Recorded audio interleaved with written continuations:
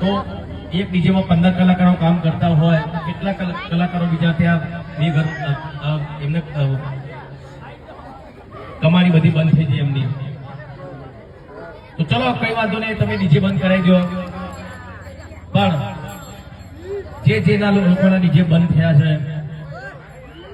એ લોકો ઘેર બેસી રહ્યા છે, એમને રોજગાર આપો. તમે ચલો આપો, નોકરી આપો, કઈ ધંધો તમે આપો ને.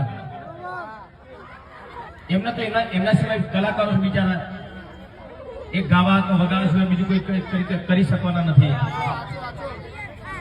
તો જે આગેવાનોએ જે બંધારણ કર્યું છે એમને ખાલી એટલી જ વિનંતી કે જે કલાકાર ઘેર બેસી રહ્યા છે એમને કઈ રોજગાર મળે એવું તમે કરજો, બરાબર ને?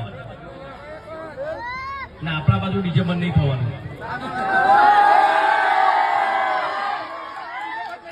અને કોઈ બંધ કરાવવા હોય તો મને પેલા કહેજો.